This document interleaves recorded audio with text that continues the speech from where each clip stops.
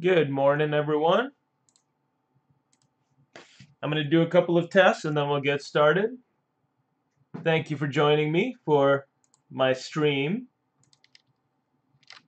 All right, let's check out the Facebook channel. Let's make sure that I can hear you guys and you can hear me.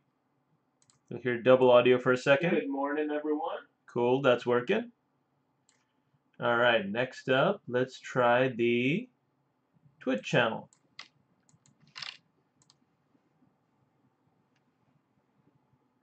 All right, go to here, stream outputs, Twitch.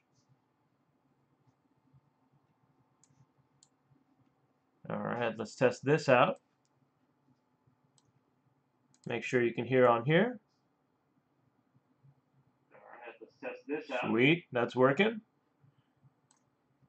Okay, so thank you for joining me again on my 6th stream for ZBrush Live. Excited to be here.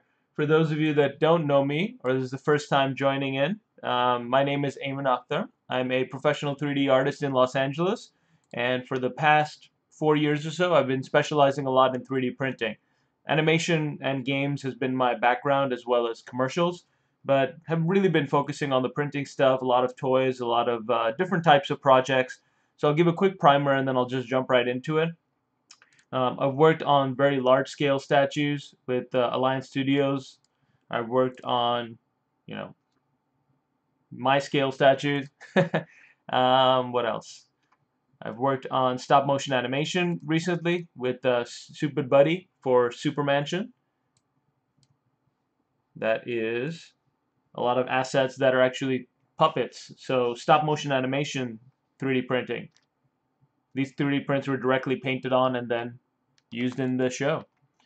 And I've done a lot of fun personal projects of my own. That's my Corgi Kuma, and I made him a little Black Panther mask. And most recently, I've launched a Kickstarter with my wife Fa for launching our own independent toy line. That's Fungosaurs, little dinosaur mushroom hybrids. So I'm actually going to be headed to the factory next weekend to QC this because we got the Kickstarter funded in November and now we're in production for the toys. So hopefully we'll have all the toys looking good and we'll have 16,000 of them coming by fall. And so I'm going to be going to the factory to QC, quality control check, for all these bad boys.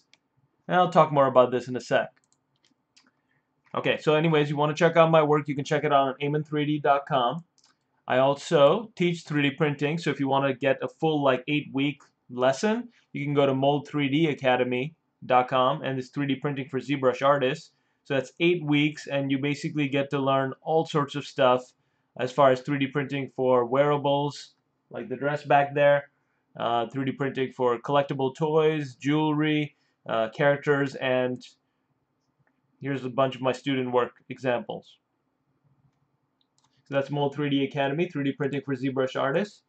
I also run my own company, 3D Smiths, in which I specialize in helping people translate their 2D ideas into 3D sculptures.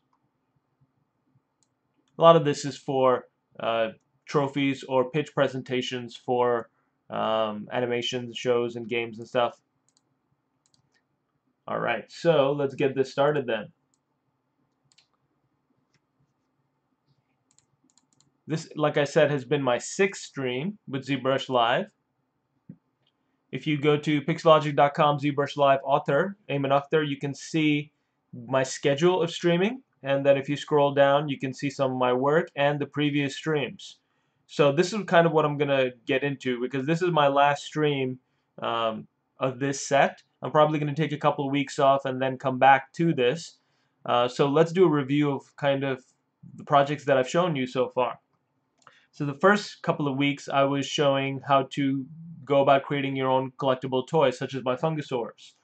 So that's fungosaurs.com if you want more information. I'm launching my own blind box toy set and an augmented reality app that brings these characters to life. And basically, I couldn't have done this without 3D printing. I use 3D printing in every part of my process for the prototyping as well as the mass production building. For example, basically making the tools that would be mold and cast in order to do the mass production. Actually can show you some of that. Instagram, if you want to follow. So Fungusaurs on Instagram kind of goes through the entire journey of making this thing come to life, from basically just the original 3D print prototypes, unpainted like this, through the Kickstarter where we decided to make a bunch of merch like enamel pins and shirts and stuff, and basically trying to promote an independent toy line, the prototyping stage of painting it all, and then getting them to a factory, getting a box prototyped and presenting them around. That was at Toy Fair earlier this year.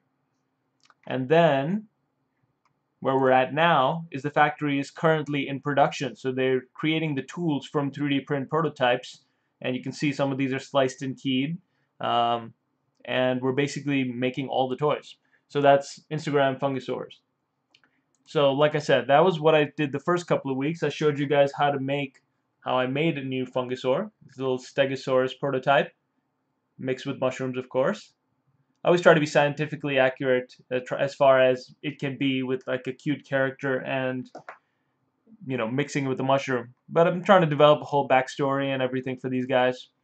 So if you want to check out the previous streams, you can see them here, pixelogic.com, ZBrush Live, author Aiman Akhtar. I'll actually post that in the chat logs so you guys can see. All right, good to see some familiar faces on here, become regulars for my stream. Hey Joanne, hey Sam Peterson. All right, let me go ahead and post that on Facebook as well.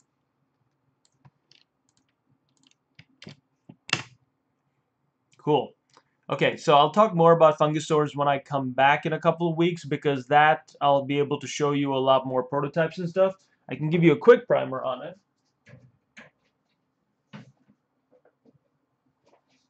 Because I've got the actual toy box made from the factory. So let's see, let me make this window a bit larger so you can see what's going on. Okay, so this is the prototype box. Not prototype, but pretty much the final box. This is what it'll look like.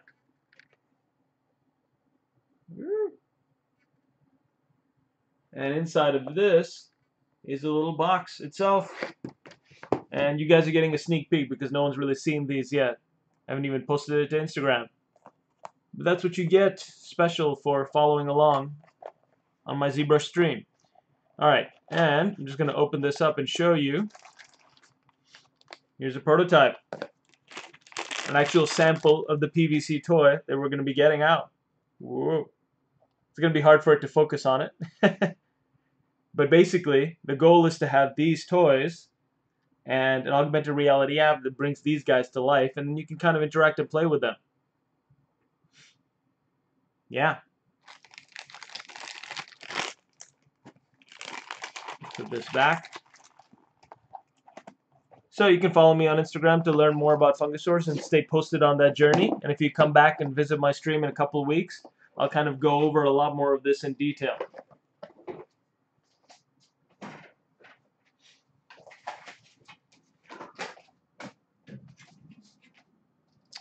All right.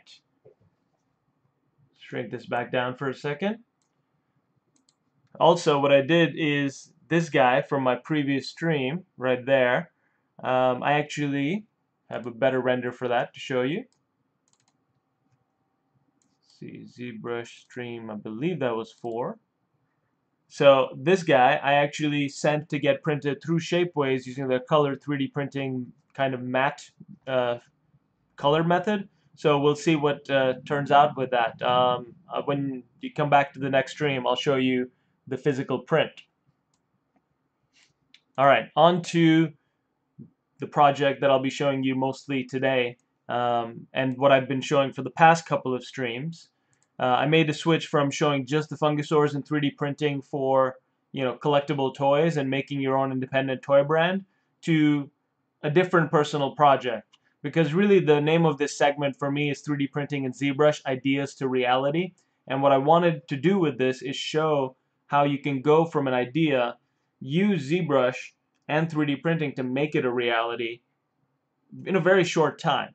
So that's what the past couple of weeks has been about, is making a whole 3D printed suit, like a 3D printed cosplay piece that could be used for an actual photo shoot.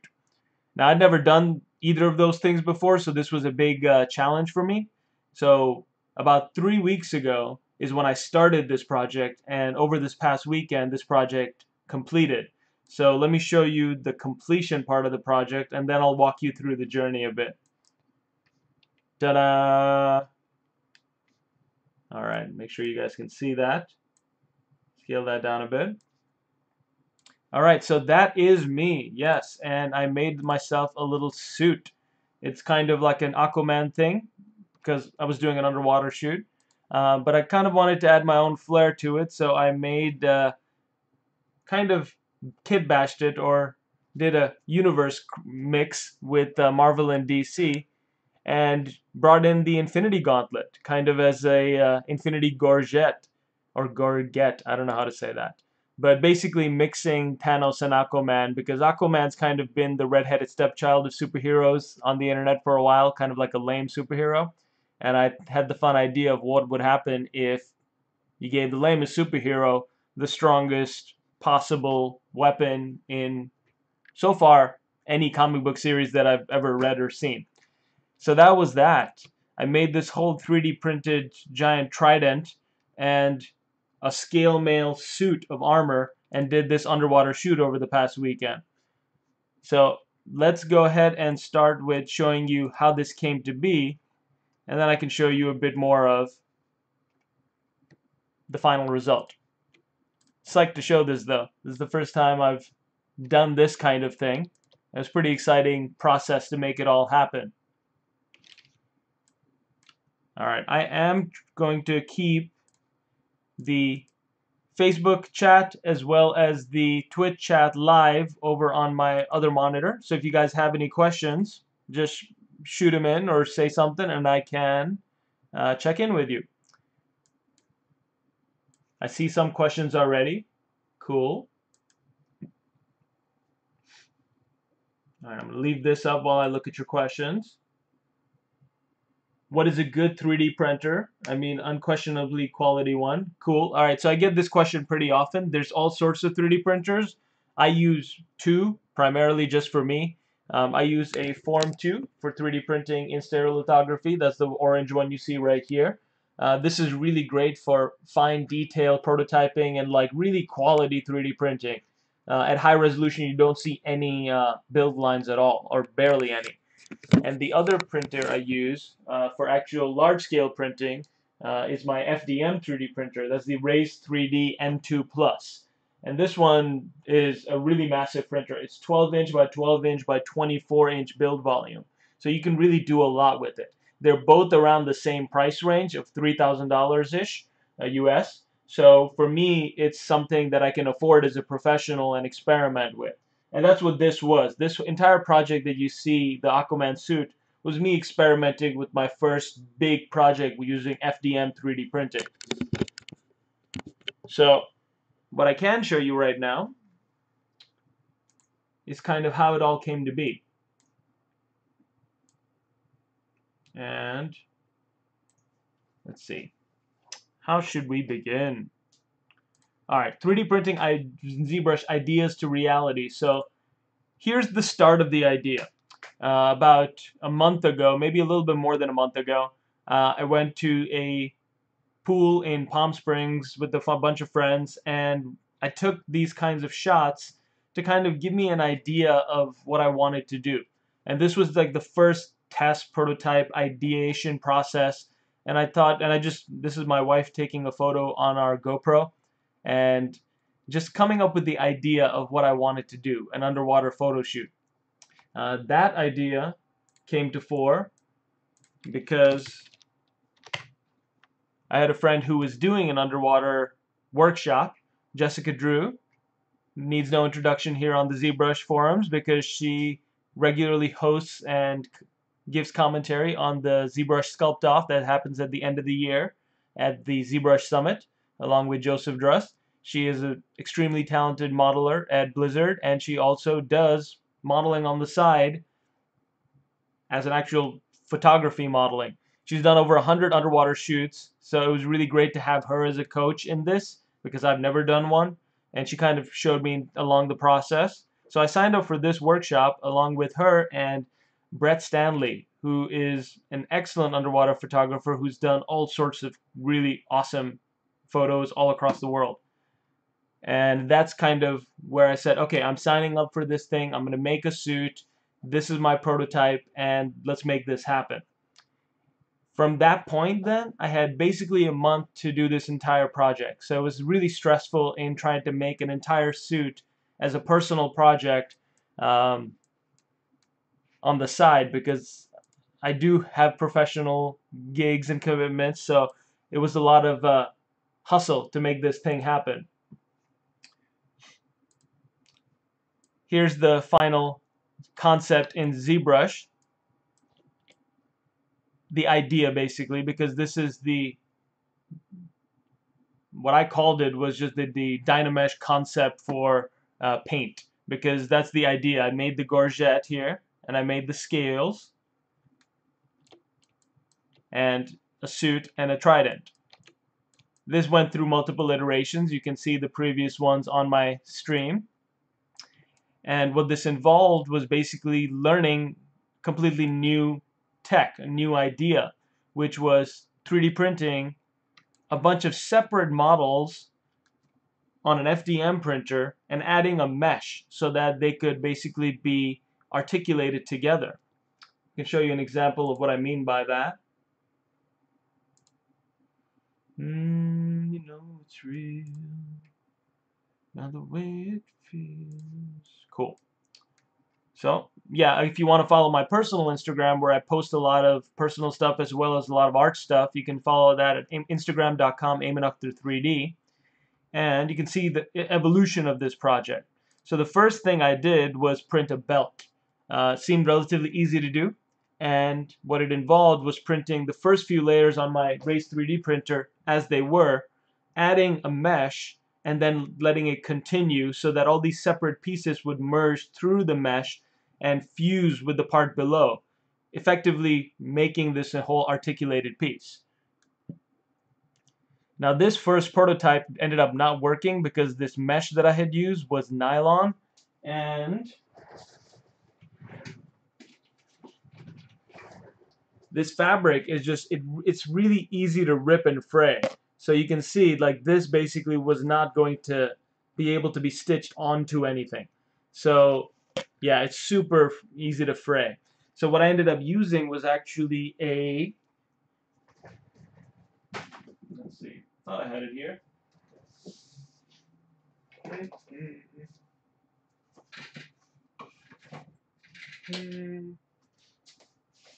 Where did I put that?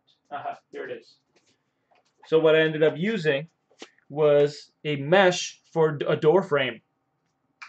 So this mesh, you get an idea, it's not going to rip or fray at all. So if you go to Home Depot and if you're actually trying to add what is this thing called, a grill for your like basically to keep bugs out, like that kind of thing, from your porch or something like that, that's the kind of fabric I wanted to use. It's still super porous, so you can see the holes in this mesh, and this allowed the print to basically fuse from the top and the bottom, and I could create patches of scales and a belt and basically articulated pieces that use this technique.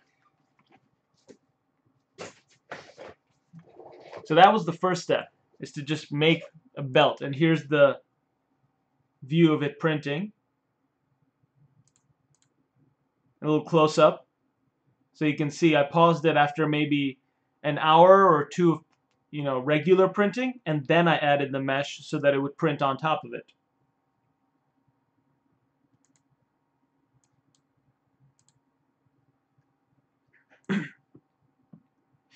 Screen door. Thank you, Osmose. Screen door mesh. That's what it's called. Alright, so from that point then, I did a bunch of other stuff, And then I started printing all these various scale meshes and stitching them onto a suit, as well as the gorget. That is right here.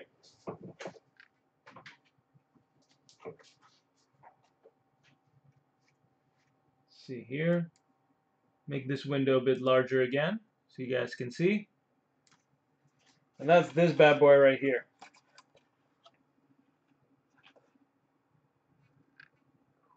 So this basically is one 3D print. That's the good thing about having such a large printer, is that it could print all in one go, just like that. One thing I learned was that the supports on an FDM printer don't really connect very well, so a lot of these spikes came off and broke. And I just used CX5 clay to, fill them in to look like finished spikes, and you can see they're a bit rough because I didn't have much time, but basically filled them in and then spray painted on top of them to finish it. But basically, besides the little bit of clay fixing, this is all one 3D print. Could put it on to show you guys how it fits. There we go. So a really nice snug fit to me, and the way I pulled that off was actually using a 3D scan in order to match it up with me. See, I've got the folder open here somewhere, I think. So I use Agisoft 3D scan to take a bunch of photos and composite them into a really shitty scan because it was just iPhone photos done inside with bad lighting. So you can tell it doesn't look particularly great. Let me shrink it down so you can see what I'm talking about. So this is the Agisoft Pro scan. I took this into ZBrush, so every one of these little blue squares that you see, or rectangles, they're basically where I took the photos from. And the intersection of all those photos is what Agisoft uses to create a 3D scan. This basically gave me the right proportions for me, which I then used in ZBrush to fit the gorget onto myself, which is this guy right here. The original idea for a gorget instead of a gauntlet came from, let's see, a piece I had done earlier for my dog, my Corgi Kuma. I made him a little infinity gorget when the Avengers Infinity War movie came out. Again, let me shrink this down because I keep forgetting to do that. That's my Corgi Kuma. And that's where I originally got the idea to do a gorget, and then I, remade it, redesigned that same model into this.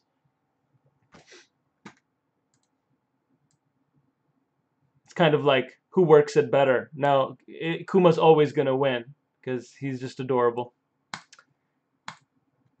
Alright, and if you watch the earlier previous streams, you can see how I then started laying out these scales. These were all laid out using Insert Mesh brush, and this is part of my ideation process, just kind of drawing them on, figuring out how I wanted the scales to be, and then doing something with them. So if we check it out in ZBrush, I can kind of show you how this all happened. There's one patch of scales. I'll basically turn them all on so we can see the whole mesh. And then show you how I went from the concept in ZBrush to actually printed parts out of ZBrush, basically the finished things that I sent to the printer. Take this guy off. Alright, so that's the gorget. Still have to show you a lot of fun stuff to show this today, because I'm like giving a post-mortem on an entire project that is now wrapped up.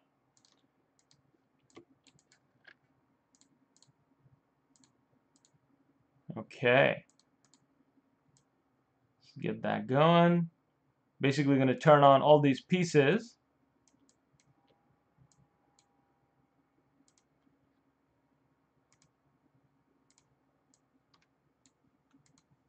Alright, so here is the scan that I got from Agisoft Scan. And you can tell by the line in the middle that I mirrored it over, just to kind of speed things up.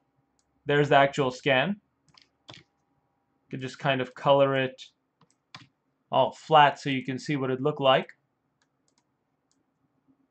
So not the best scan, but Agisoft is a really good software for scanning. I just kind of needed to do this really, really quickly. So I didn't use high quality HD photos and with like you can do camera raw on a Canon 5D or something like that and get really good results with a lot of fine detail and pores and all that with obviously better lighting conditions. But this is perfect for giving me the proportions I needed in order to basically start making the concept. And originally I had the idea to do all sorts of scales, like even this like scales on the bicep, but you see that as you think through this process, drawing all of these on, you figure out, okay, that won't work because this is going to actually prevent my movement, restrict my range of motion. So I got rid of some of the piece ideas.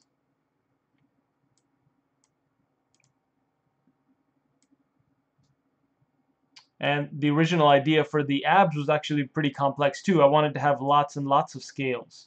But time constraints, I just simplified the design down so that I actually could finish in time. So that's all those. Am I missing anything? Nope, that's about it. Okay. So there's the finish concept in which I said, okay, I want these patches. So the reason you see them colored in green and yellow and red is because I was just using this file as a reminder for which ones I had printed or not. Now that they're all printed, I can either turn them all green, or in this case, I'll just turn them yellow because that's the color we wanted to go with.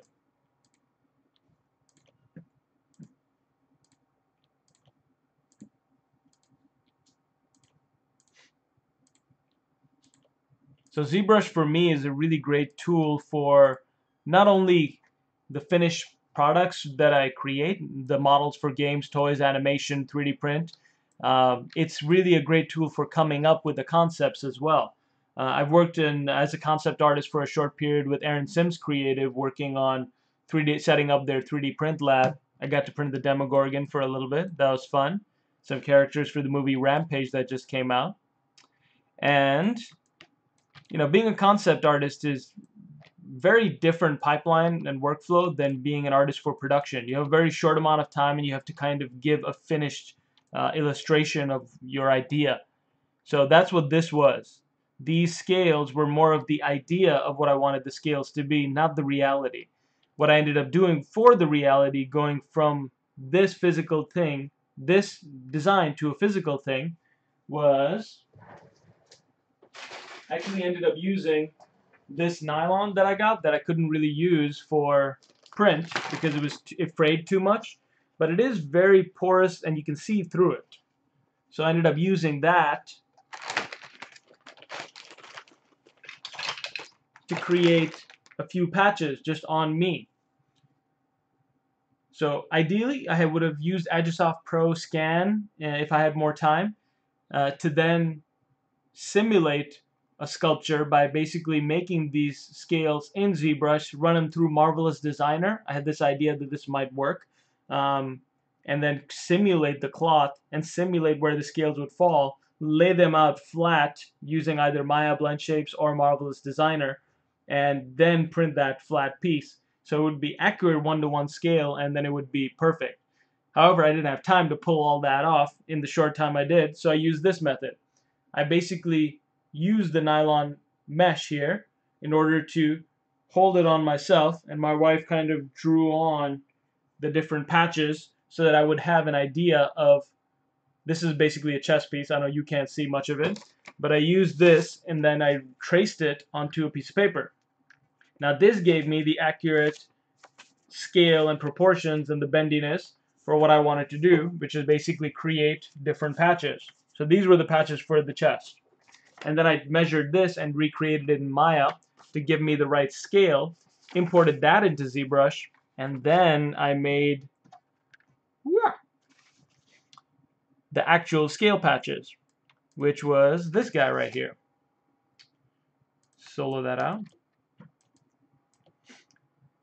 So here's the plate, like I said, measured in real life on me exported, and I mean created in Maya because I just better at scaling in Maya, and then brought into ZBrush in order to create these insert mesh patches.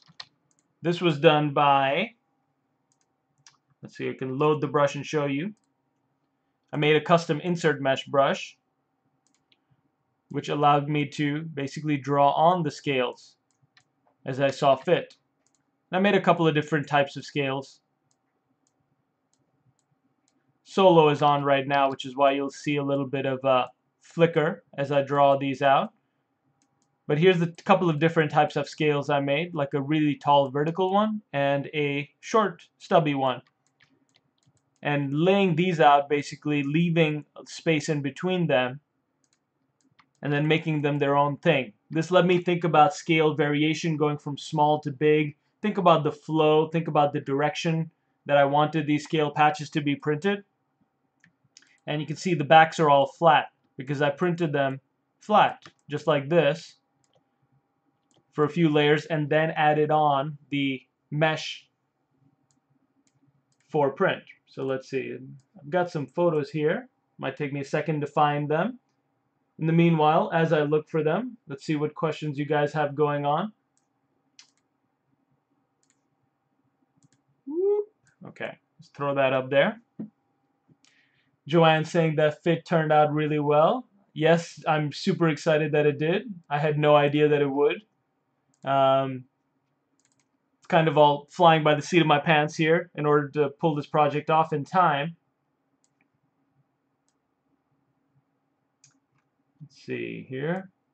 All right, another one. How do you join different mesh patches, like say 3 pieces for the belt, by hand sewing? Yep, basically that was all hand sewed onto the shirt itself. I'll show you guys the shirt shortly because it looks pretty dope.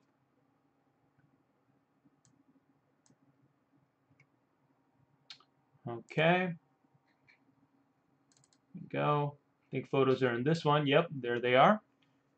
This is really cool to see that Twitch effect where it kind of sees the screen that you're seeing and does this infinity thing.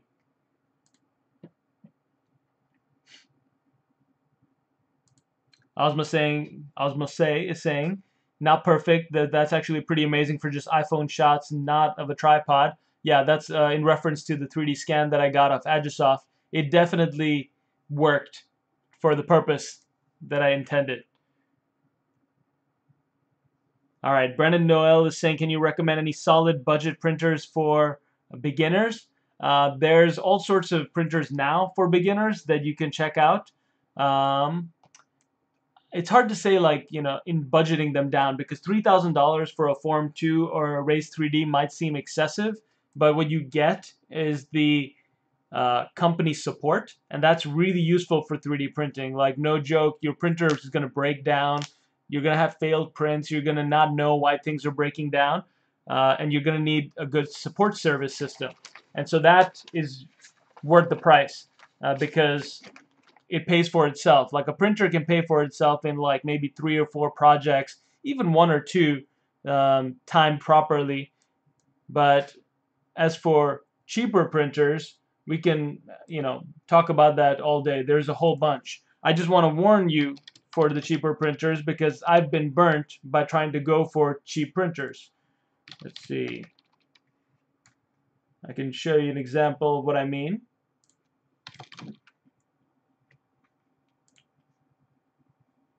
All right, so I signed up myself for a 3D printer that I saw on Kickstarter, the Tico 3D printer, $179, super cheap 3D printer. There's a whole bunch now in that price range, but at the time, this seemed like a really cool idea because it was a Delta 3D printer, and it would print a unibody. Basically, it would be like a very solid static thing that could print, which is the one head going around. So I thought this would be a perfect little desktop 3D printer.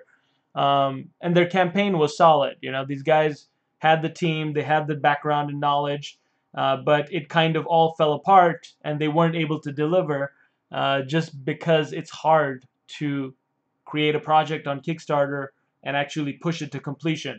That's why myself, I'm trying so hard to make sure that my Fungusaurus Kickstarter, I do deliver by fall. It's a lot of work.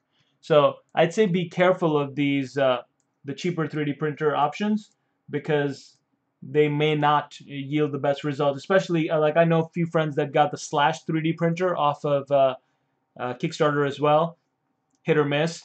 That said, the Form 1 was originally a Kickstarter project, and that one was also a pretty faulty printer at the time. The Form 2 for me is a workhorse. But let me get back to you on which cheaper printers I recommend, because there's a bunch now. And if any of you have any ideas, start typing it in the chat box so you can we can all interface on that point in a bit. What are some good quality, cheaper 3D printers available right now? Okay, so I've got these photos coming up. Scroll down so I can see them all. Second monitor, that's why you guys don't see them. But I wanted to show you some of the process of how they came to be. Not just the finished result, but a bit more of in progress.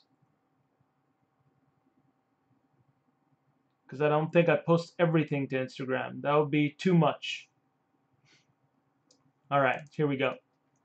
So here's a patch of the scales with the screen door mesh that I used. And this is basically how the patches were printed. I believe this is a shoulder patch.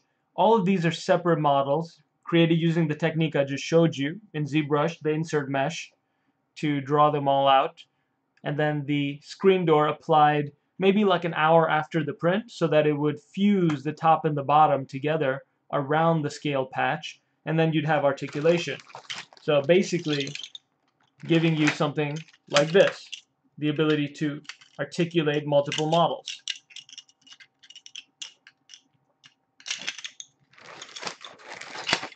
Alright. The next step was obviously stitching all of those scale patches onto the outfit. So I bought a kind of like a wetsuit looking shirt. I believe it was from the Under Armour store or something like that. And it had a really cool kind of mesh thing going on already. So it felt superhero-y, especially when it was skin tight. And so it gave me a lot of good shapes and forms to start laying these things out and stitching them on. And this I just use regular cloth and stitching techniques to stitch all of these mesh fabric pieces to the shirt. And then, let's see, I did another fun thing which I'd never done before, which is that I dyed my hair, because I'd never done this either. But it felt relevant for trying to do an Aquaman cosplay, and I kind of wanted to go more with the white hair so that you can see it's actually kind of bleached even more because of the time in the pool over this past weekend. So that was pretty dope. I also wanted to get contacts, but didn't have time to pull that off because I'd need to actually go get, you know, an eye exam and stuff. Here's me waiting around, getting my hair dyed. That was a fun Thursday morning.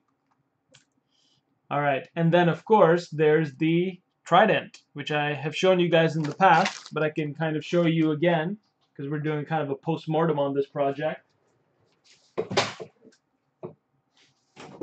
That is this bad boy right here. Let me make this screen a bit bigger. Okay, so this is the Trident that I printed. You can see I've made some changes to it from the last time it was on screen, which is over here. So it's a pretty massive print. Like, it's a massive print. Like, compared to my head, it's bigger than my head. And this was all done in three parts, or one big part up at the top, cylinder mesh, and then the bottom. So maybe 4 prints, actually 5, including the top part.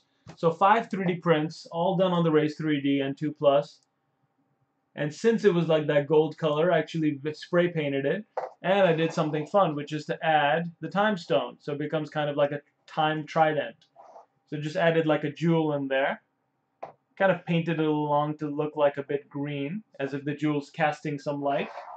That's just drilling a hole, sticking it on with epoxy, kind of hanging out of the edge so it would refract relatively well.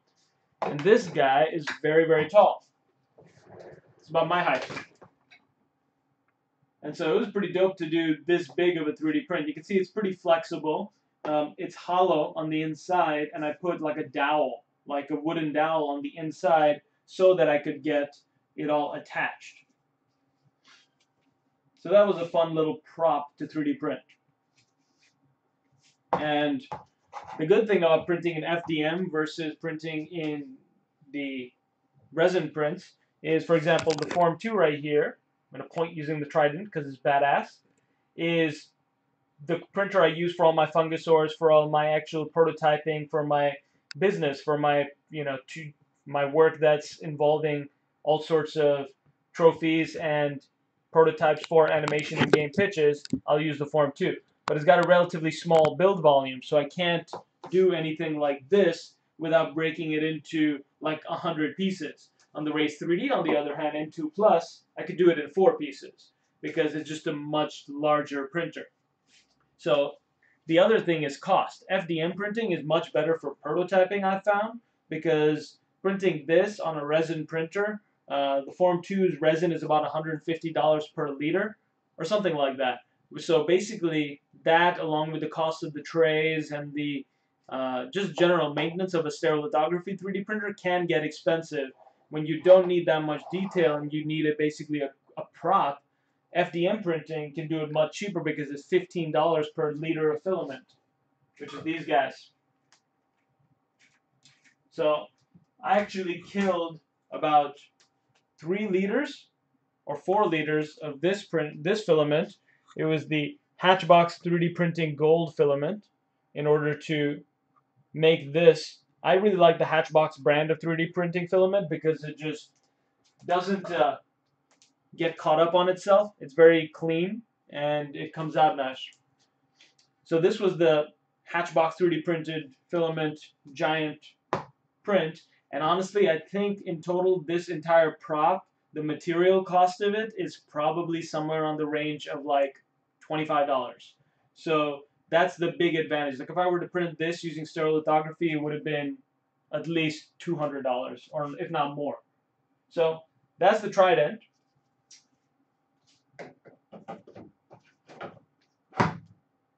Alright, make sure that stays because that's fallen a couple of times. Scale this back down.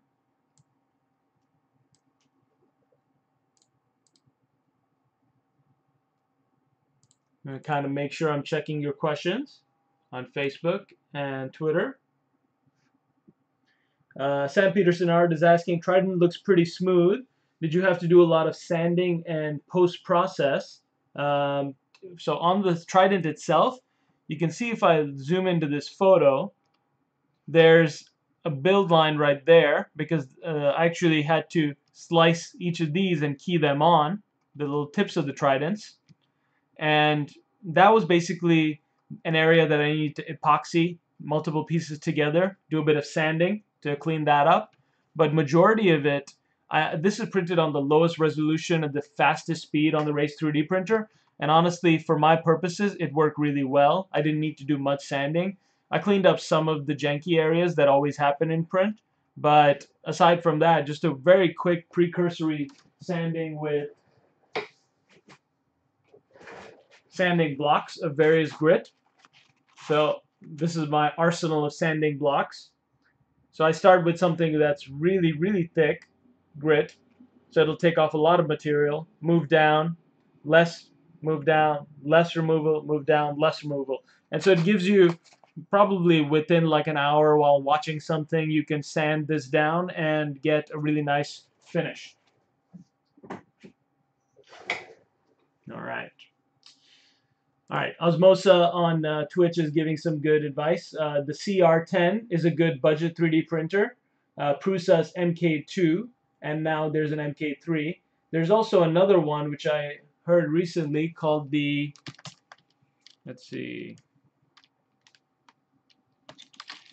3D printer. All right, trying to remember what it was called. It was like Moar or Moab 3D printer. The Moai, that's what it was. Okay, so I'll give you guys a couple options for cheaper 3D printers. This one is the Moai I've heard good things about, which is the only reason I'm down to recommend it. It's a SLA 3D printer that's relatively, cheaper. It's about half the price of a form, or even less. And the CR10 is a budget FDM printer. And there's a bunch of these that you can kind of build on your own, which is really dope because they become a lot cheaper when you can do that. So here's the CR10. Really relatively simple, mechanism. You've got the frame, you've got the extruder, which is able to move on the X and Y and basically build up your FDM model, and a relatively large build volume for what you get. And that's about $400, so even cheaper than that. So thank you for the suggestions, Osmai. Okay, let's get back to this. Okay, so now I've shown you the Gorge, I've shown you the Trident, I've shown you the belt, I've shown you how I was able to, start laying it out. And this is me just buying a pant off of Amazon, like a scale mesh, and I wanted to kind of blend the top of the pants to the shirt. And so I enlisted a friend of mine, Elvin Torres, who's an excellent painter, and we went to town on it. So let me show you a photo of the painting process. If I can find it, because I've got so many photos. Oh, here's the printing of the patches of the abs armor and the scales. So you can see the point at which I'll start applying the mesh. So it's basically the first hour or 2 hours of layers, and then I applied the mesh. Okay, come on. I'm going through all the photos of my scan. Scrolling up to more recent.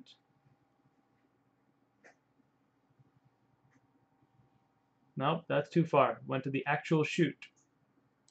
A little bit before that. Actually, you know what? I think I have it on Instagram here.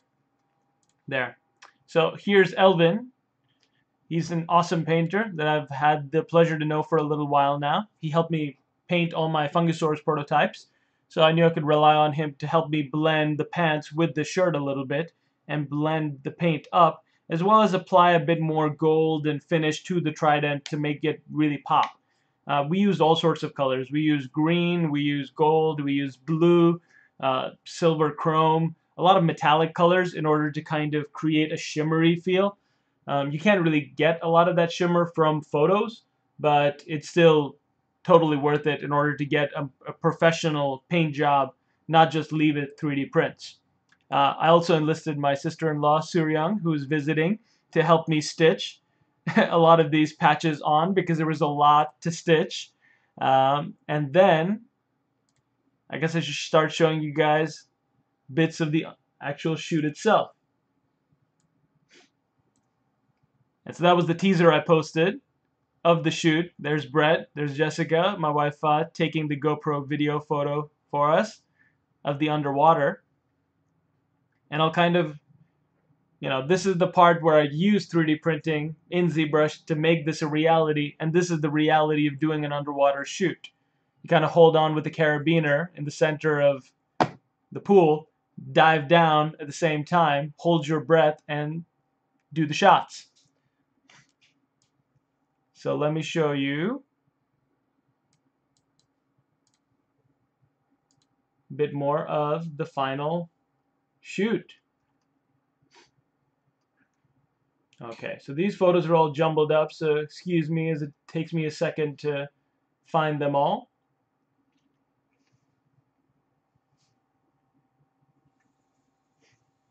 Okay, so let's start with the setup.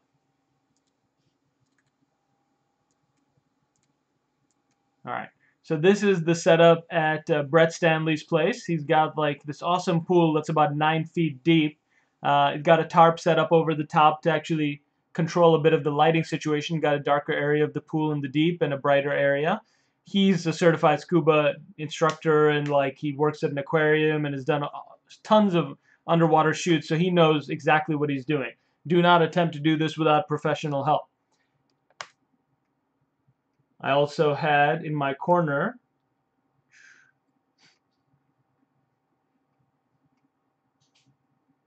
this is a fun photo. So I have Jessica Drew in my corner as well, who's a friend of mine who actually had underwater makeup, so we thought to put on a little bit of eyeliner in order to really push this look, make it a bit smoky. And this is the look with the eyeliner applied on, which I find hilarious. Alright, I don't even know why this isn't loading properly. Probably a relatively high-res photo.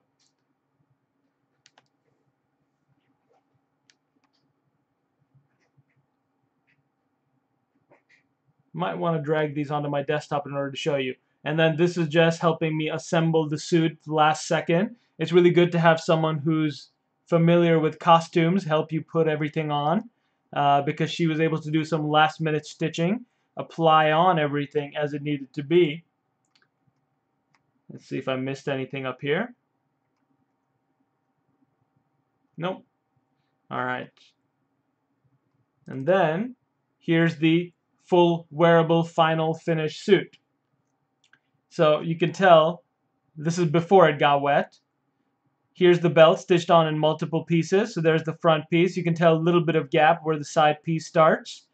The scale patches for the forearms, the shoulders, the chest, the abs.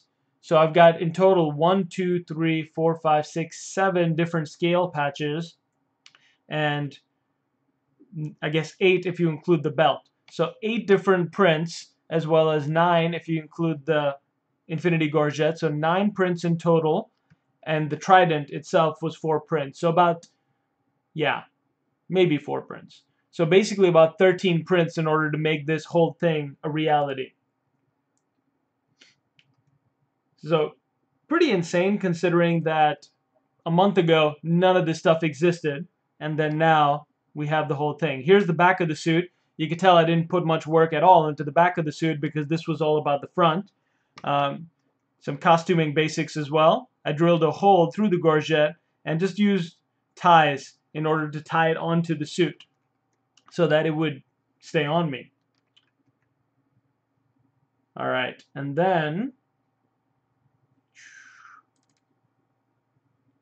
we started the workshop on Saturday. God, these photos take so long to load. Alright, I have an idea. I'm going to start throwing the... Oh, that's why, because it's a video. And so this is Jessica basically training me on how to hold my breath underwater for this shoot. And I was having a lot of trouble because if you can tell from the video, the suit, all these 3D prints are hollow.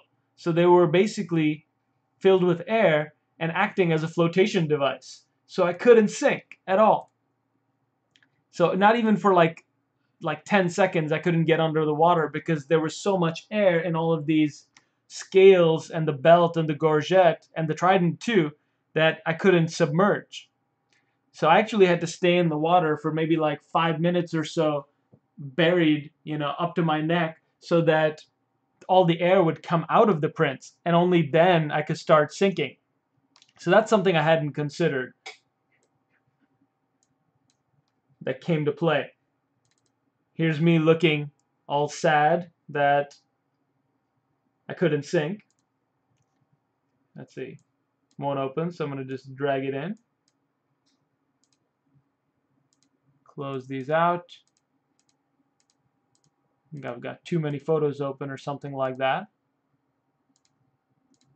Try again. There we go. There's me looking all sad with like my tiny dwarfen legs from the refraction in the pool. Sad that I'm not sinking. But Jess is a great coach and kind of coached me through the process and figuring all of it out. We also had a little mascot dog there. That's Brett's dog, helping us out of the shoot. He would always get really worried when you would start splashing around, try to come save you from the pool. Let's see. What other photos down here are pretty dope? Here's a photo of the actual shoot so you can get an idea of what's going on. This is my wife on the front, a little GoProer for the day. And there's me in the middle of the shoot. That's majority of the shooting is done in the center of the pool, holding onto a carabiner that Brett set up this perfect rig with lighting, and just kind of coached me pose by pose on what to hit, what pose and how to hit it. And then Brett basically went underwater at the same time to do the photos. We've got some good photos here in the GoPro that I can show you.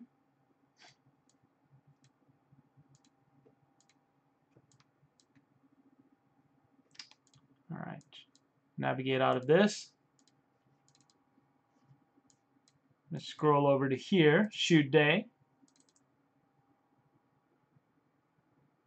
And you can get a sense of what it's like to do an underwater shoot, which I'd never done before. We're basically thinking about going from place to place underwater and taking it step by step.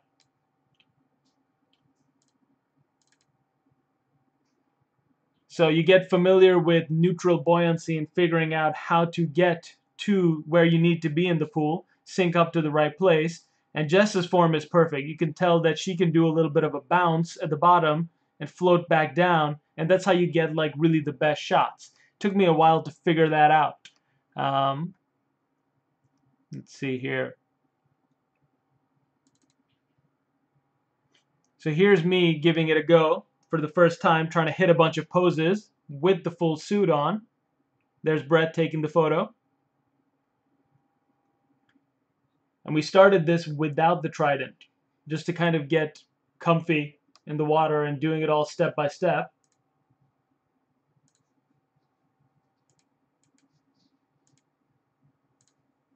Make sure I'm checking out your questions on Twitter and Facebook here. Ben Werbner is saying you can legit say to your wife when the world's in danger, honey, where's my super suit? All right, sweet. Another question was, do you use weights to get underwater? We did actually end up using weights on the Trident to keep it submerged for a while in order so that it would sink properly. I don't know if I have that in view anywhere here. Probably not here. I'll see if I can show you the weights we used on the Trident. But basically just doing all sorts of different shots, trying to be upside down underwater, trying to be right side up, and just basically going pose to pose to pose. I guess the idea is trying to hold your breath as long as you can, but not puffing out your cheeks, and then trying to go slowly from pose to pose. And that was the big challenge for me, was going slow.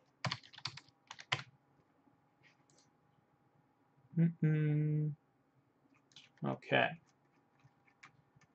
Let me scroll down here to see some of these photos that Brett sent from the shoot, and I'll show you those as well.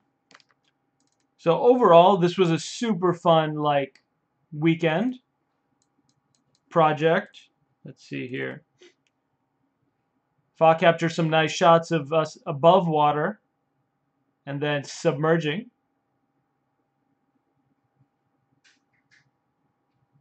To do the shots.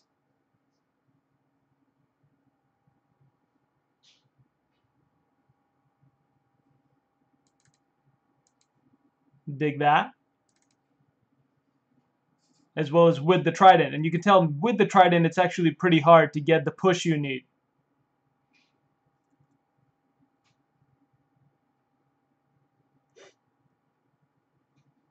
So this shot actually is pretty dope because I think this is the one that ended up being one of the shots that we liked the most.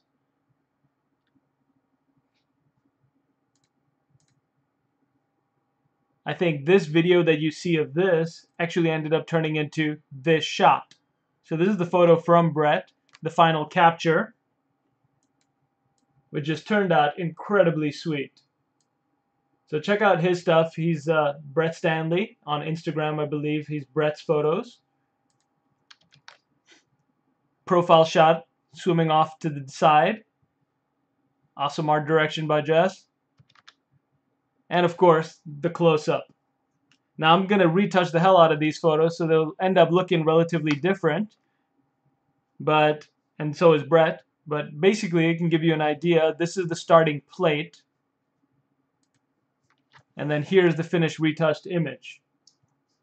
So basically going from there to there. Just flicker a bit so you can see. So the main thing is kind of getting rid of things extraneous. Like this was hilarious, seeing Fa's arm holding the GoPro. You see some parts of the pool, like the stairs there. The little drainage hole, I guess those are called. And then the wiring. So getting rid of those, turning the water from cyan to a bit more greenish, like a deep water kind of murkyish look. Bit of gradient to kind of lead your eye to where it needs to be. Adding some bubbles. Changing the eye color, making it more kind of drawing you in. You can tell I'm not taking myself very seriously in this. It was too fun and funny of a shoot to take myself seriously. Maybe next time I have to do better acting. Get that superhero smolder and angry look going on a bit better. I couldn't help but smile. And here's the Infinity Gorget, basically just lightening it up in Photoshop. So it had a bit of refraction, especially in the Trident. You can see down here. That reads really well because it's sticking out a lot from the print. But it all depends on how light hits it. And so light doesn't always hit in every different shot. So just basically making those pop a bit. And there's the first finished shot. But this is my lame retouching. Let's see. I'm sure Brett's going to be doing some kick-ass retouching on these later as well. And so that's kind of the process from start to finish on making the suit happen. So basically, idea through ZBrush to create the concept, to figure out the plan, and then physically printing it all out. Let's see. Where did I put that photo?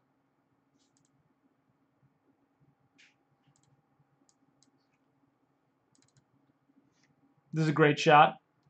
We're having breakfast and I'm trying on this suit. It's right around here somewhere. There it is. So going from ZBrush, again, idea to the actual printed reality, if the photo will ever open up. Looks like it just didn't want to open up.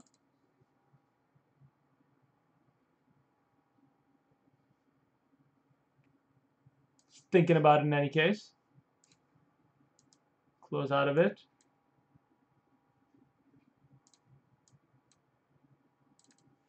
There we go. There's the actual reality of the 3D printed suit. And you know what? Let me show it to you guys in a bit more close up here on the cam. Let me make that a bit larger.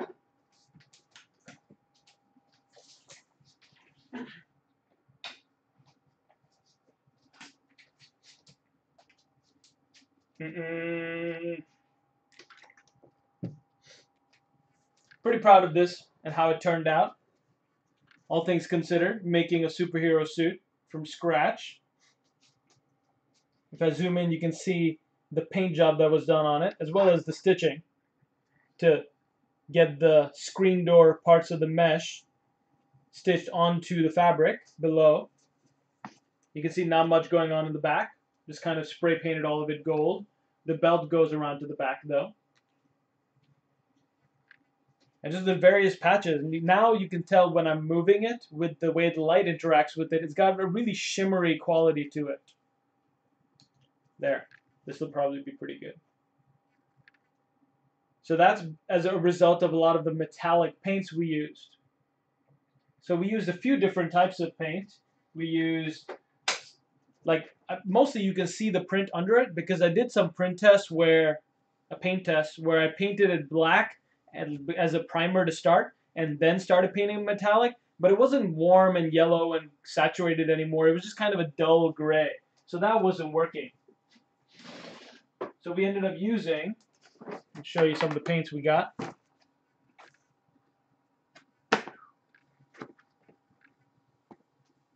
we go. So we used the Mission Models paints. So I just met John from Mission Models. He let us use his warehouse to do a lot of this painting. Really nice dude. And they've released these metallic paints. So these are sweet. So use kind of like the orange one as a base, and then the gold ones on top of that, as well as a little bit of painting with the model color paints. So these are a pretty standard set of like airbrush paints that you can buy. I actually bought like a whole set of these from Game Color. So these are pretty dope too, the Game Color paints. And so a little bit of airbrushing, a little bit of spray painting with like Tamiya spray, and combination of that and then the Mission Models paints gave me the result I was going for on top of the print. I'm gonna move this off to the side. I would put it on for you guys, but it's kind of hard to get into on my own, so I'm not going to put it on. But I'll give you a sense of the different scale patches, because that's what matters. The look of it from various angles. So when you do decide to try something like this for yourself, this was a 3D printing project specifically for, fabric, really seeing how much I could push the Raise 3D N2 Plus. So I'm making, a bunch of these patches. They're all articulated. They all move along with you, ideally. There was a little bit of give here in the chest, like kind of some resistance. And it kind of prevents you from raising your arm up all the way very easily. But that, in combination with the gorget here, I'm going to put that on for reference, that gave me the upper body, the top part of the suit, along with the Trident. There. So that's basically this entire project in a nutshell. What's cool about this is that really none of this existed a month ago, and now it's all a reality. So if you guys are thinking about personal projects and 3D printing, you can do stuff to a crazy big scale. It doesn't need to be all small toys and stuff. Try to push yourself with every project that you do, and it can get, the more skilled you get, the better it'll become, and the better you'll become as a result of pushing yourself. So I'm pretty psyched about this and how it turned out and how the photos are going to turn out, of which you've seen kind of the first one. I'm excited for Jurassic World. No spoilers, please, because I'm going to go watch it, I believe, tomorrow. Didn't have time to watch it over the weekend. But basically, I forget where that button was in Photoshop to just see the image. But yeah, start to finish. Go hang up my suit.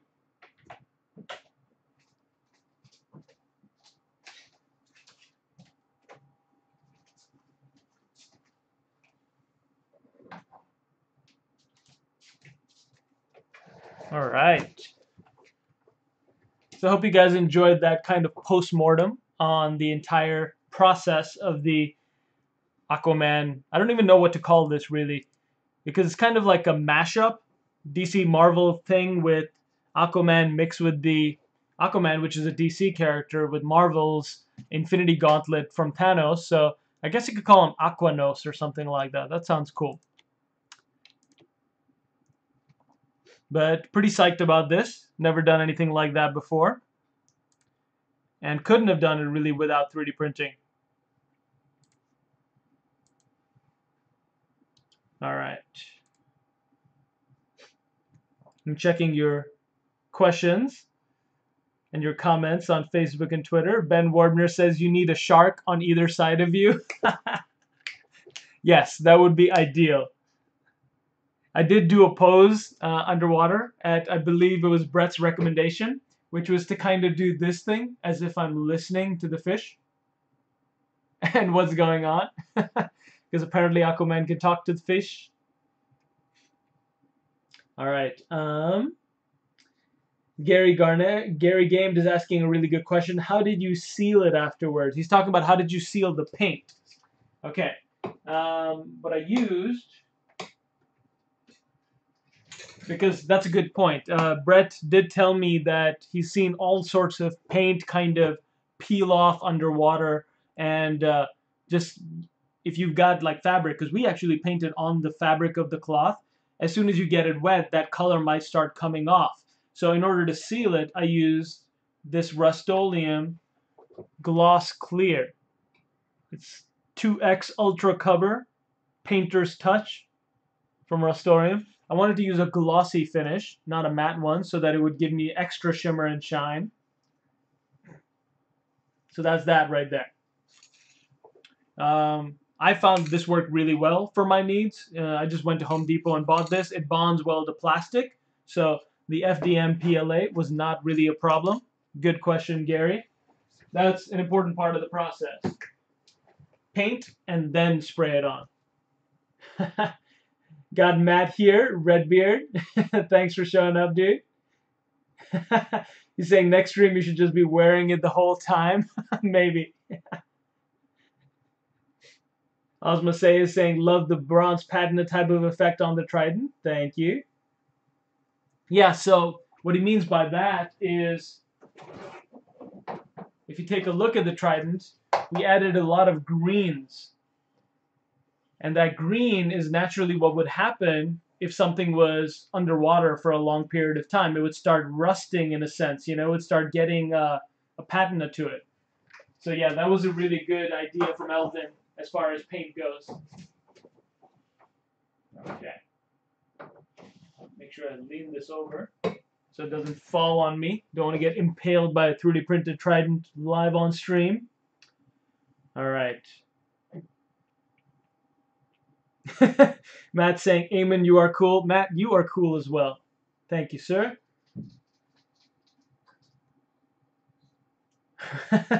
All right, I guess a lot of people are saying where Aquaman to stream next week.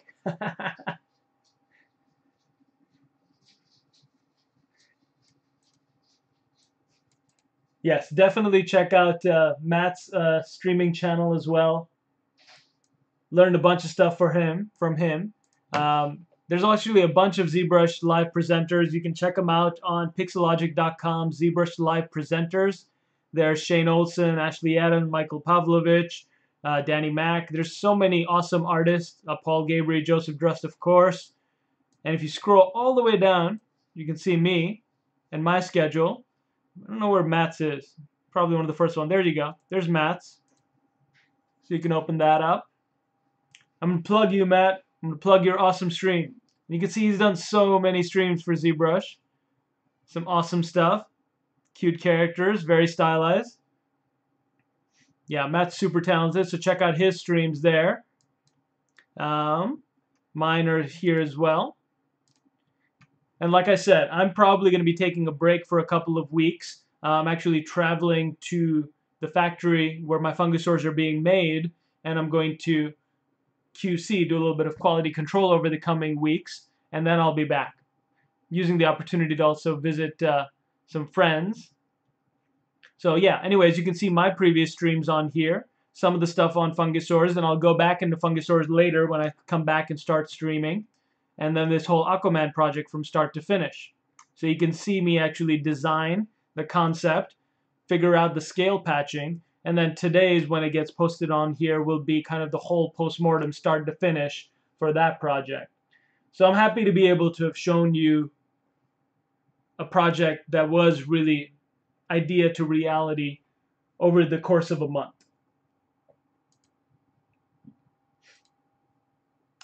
As to Ben Warbner's comment, you need a shark on either side of you.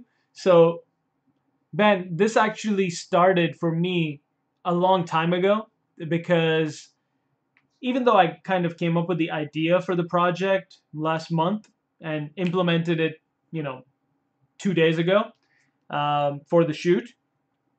Like, I've been scared of water for a while, and this project was kind of my way to help me get over it in a big way. Really, I mean, that's what superheroes are for. They're idols. They're kind of like gods that you can look up to and worship at the altar of, in order to kind of imbue something that you really value from their personality or their character or their heroicness, and take it onto yourself.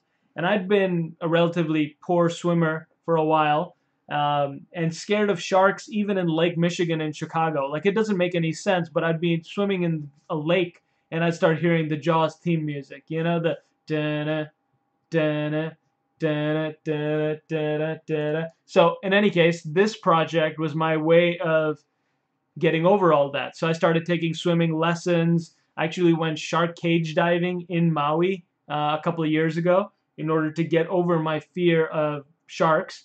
And that helped actually a little bit.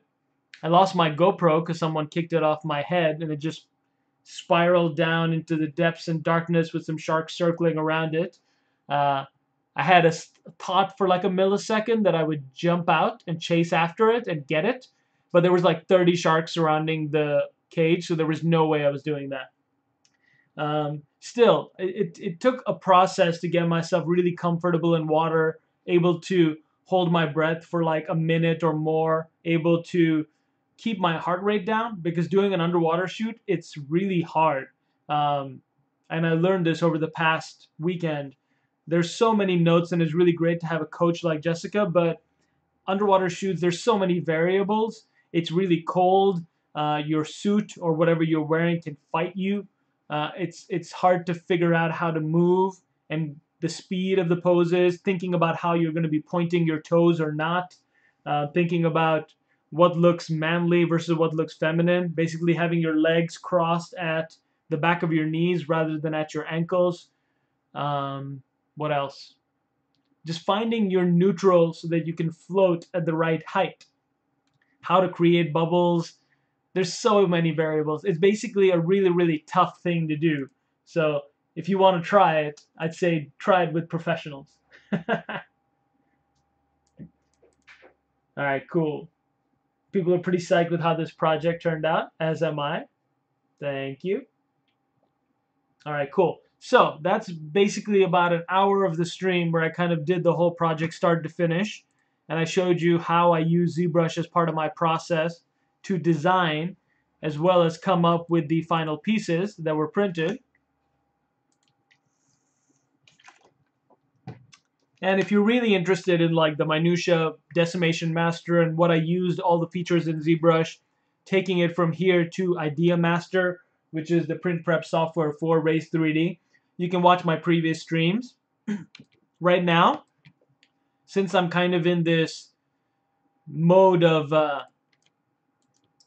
like post-mortem mode, talking about different projects, going from ideas to reality, I can give you guys a little primer on some other projects that I've done. So I'm going to switch gears from the Aquaman stuff, as fun as it was, and I'll be posting some really cool photos over the coming week.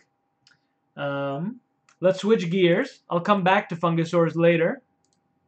What I can show you right now is another project that I kind of made idea to reality. Let's open it up in ZBrush. Let's see, where is that? So that is going to be in my Mold3D class.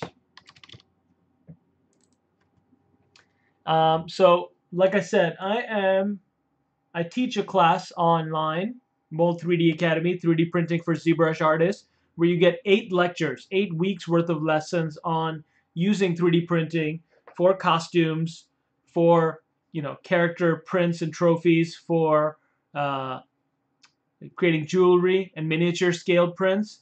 What else? Jewelry, miniatures, how to present your prints like a pro. So I actually talk about photography and how to make the best looking print photos, and building keys, insert mesh, articulation. I cover a lot of different stuff in this course. That's online at mold3dacademy.com. And I'm actually working with Ed at Mold3D and Megan to make a new class. So this class is self-paced, so you can just go and sign up for it right now. But I'm actually going to be doing an instructed class where I go with you. I'll be giving you feedback on your own projects and helping you take your project from start to finish. That class will probably, hopefully, start in August, if not late August or early September. And that'll be a completely new class. So this one is kind of all over the place in terms of what you get to learn as far as fashion, wearables, jewelry, miniatures, and I even go over like making a phone case. You can see some examples of my students' phone cases. But this next class is going to be a lot more focused on just characters. So it'll be a character-specific class. And so I wanted to show the same character done with a bunch of different 3D printing outputs. Let me pull that up.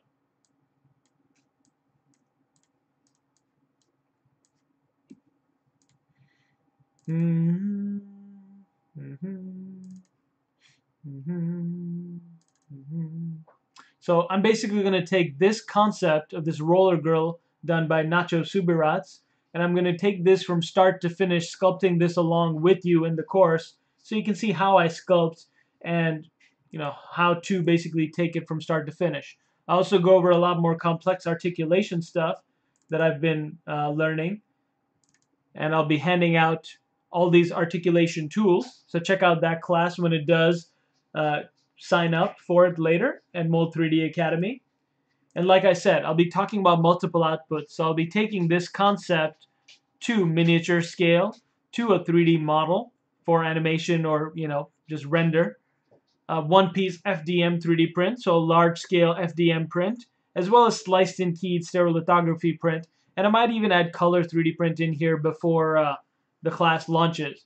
And this is the one I wanted to show you right now, a squeezy or a squishy.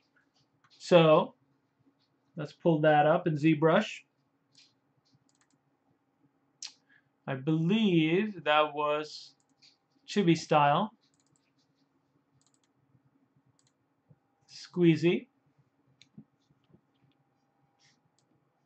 All right. So lately I've been hired to make a lot of squishies or squeezies because it's a fun trend in toys. And you can see where I've kind of drawn in the crease line for how it would be molded, because you have to think about that in 3D printing or making anything a reality. You have to think about the actual production of things, engineering, so to speak. And this is a squishy, squeezy model, so I can't have a lot of loose floating edges, like the arms can't be hanging off into space. It can be a particularly complicated model. So I'm working within the constraints to make this model really tightly packed onto itself, so it still looks like it's a girl roller skating, kind of really going for it, but everything is really inflated and kind of made really large. And you can also tell where I've hollowed this print. So the inside is all hollowed out. So I could save on a bit of material cost when I printed this on my stereolithography printer. There's the inside, so you can see how it's been hollowed. I smoothed the hell out of the inside, and I'm pretty conservative with my hollowing. You can see a really large hollow there. Make sure I keep checking in on your questions here on Facebook and Twitch.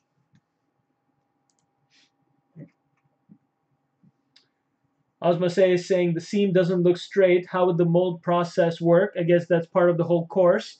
Definitely. You don't need the seam to be perfectly straight in order to do a mold. Actually, this seam was more for demonstration purposes. I don't need it in the actual print because, this was kind of like showing you how to think about it. You need to think about where it would mold to have the side pieces. I did print it with the seam, I believe, and the guy I used for molding this, Chris Dombos, a friend of mine, he runs Arcane Visionaries, a shop here in LA. And here's the print. He helped me mold it, so I can show you the actual pieces. make this a bit larger. Actually, you know what would be fun? To kind of see these side by side. Pull this off to the side. And make this video a bit larger. There we go. Alright, so it's not going to focus on the webcam as much because it's going to be looking for my face, I believe. But there's the print, side by side with the actual... kind of focus there for a second. Side by side with the model. So not that big, relatively small print as compared to my hand size. But the purpose of this project was to kind of show a different type of toy pipeline, because this is actually a pretty popular toy right now where you can actually squish and squeeze the toys. This isn't particularly squishy because it's a stereolithography print in regular gray resin. But I use this in order to create a squishy. I can show you what that ended up being.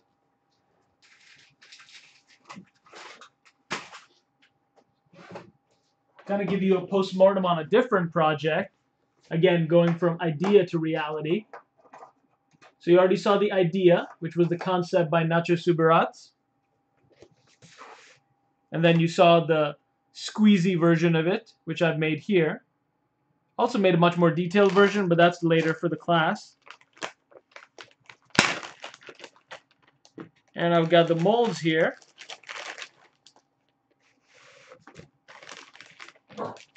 And the silicone molds.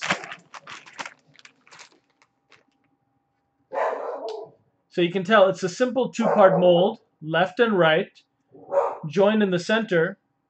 And if I peel it off, you can see the squishy inside there. So here's the, it doesn't actually stick to the silicone, so that's pretty dope. You can hear my dog barking there, Kuma in the back. Kuma, shush! Shh! Alright, so there's the silicone piece. You can see how the mold was done in order to key back into itself. And Chris is an excellent molder. I try to use other people to really use their specialty. Like, I can mold, but I'm not nearly as well as Chris can. So I had him do this, and he was pretty good about following the seam line. So you can see the print, it's not, the seam isn't like right as straight. It doesn't need to be straight. I go over a lot more details in this in the class later, but basically, here's the squeezy material. And I don't know if you can tell. I'm trying to figure out where to put it on the cam. There you go. All right. So here's the material, and you can tell it's super squishy. So I can squish it in, and it'll come back out.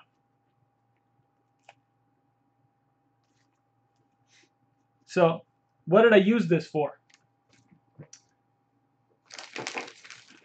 The goal was to make a squishy like this. So here's a little poop squishy I ended up making. And squishies, the whole point is that you can squish them and they come back up. And besides, you know, giving me a lot of work to do with squishy clients these days, it's been, it was a request actually of my niece, Saliha. I think I've got a photo of here somewhere. All right, so there's my niece Saliha, and she wanted to do have a squishy, and so I put together this whole activity for the kids on Eid Day. That was the end of the Ramadan fast this past month. So I can show you the process. So this is Chris making the mold. It was a simple, I don't know how to describe this. I guess this is like a styrofoam poster board kind of thing. And then you pour the silicone in with the print on one end. You can pull it up on some sprues if you want. But basically pour the silicone in on one end, let the silicone cure overnight, or sometimes even faster. You can remove that print then, make another box for it, do a pour from the other side so the print gets coated from both sides. So you can use clay to put the print in, pour the silicone, flip it, remove the clay, leave the silicone and the toy or the print, then pour another silicone round, and then now you've got your two-part mold that you can open and close, and you can pour in the material, which was this guy right here. Smooth cast. Actually, is this the one? No, that's a different one. That's smooth cast. What I wanted to show you is this one. So if you guys want to make your own squishies, you can use Smooth On Flex Foam It. It's a pourable flexible foam resin. Not a resin. Pourable flexible foam. And so once you have a silicone mold, which is this guy right here, so you can see there's the roller girl, there's the negative in the other part of the mold, all keyed to fit together. Here's the Smooth On Flex Foam It. Highly recommend this company, Smooth On. They're really, really helpful, so you can ask them a ton of questions. And then I made an activity out of it where we all kind of mold and cast the squishies and then painted them with my entire family. So it was a really fun time. That is my niece Hadia. So we made a few different squishies. We made a llama, we made a shark. There's Reynolds Advanced Materials where I got the Smooth On. This is my nephew Maz. He made a shark and a little poop. Ravia here, making this little roller girl. And here's the finished paints. We used a few different types of paints, fabric paints mostly, in order to paint these squishies so that they could be squished later. And there's me showing all the kids how to do this pour. And I can show you the same thing right now, which is, well, I'm not going to do a pour because it's kind of messy, but I can show you the basic process, which is take these guys, you take part A and you take part B. I believe it's a 1 to 2 solution, so you need 2 parts of B to 1 part of A. Actually says that on the back, so if you get confused, the instructions are there, 1A to 2B. You pour this first into a little cup, mix it around, pour this into a separate cup, mix it around. If you can measure it out, that would be really cool. It's ideal to measure, so you can use something like this. It's a little weight tray, so you can be really precise about this. And with molding and casting, really no matter what you're using, if it's epoxy, if it's flex foam, if it's resin, usually you have to do a couple of mixes, and so that percentage amount really matters of how much you use. So 1 part of A, 2 parts of B, mixed together, you have a very short working time. You have something like, I don't know, like a minute tops before it starts foaming. So you got to do it really quickly. And another thing that's really useful is, I don't know if I have it here. Yeah, I do. Some simple Johnson's baby powder. This helps a lot to separate the print from the silicone. So you basically put a little bit of baby powder on the end, and then you pour your flex foam it. When your flex foam it's done, it's going to look like this. It's going to come out really all squishy. And I can actually pull this out so we can see what this looks like.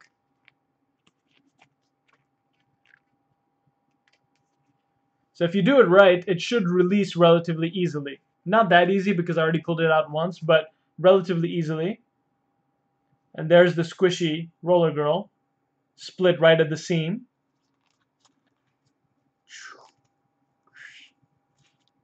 There we go.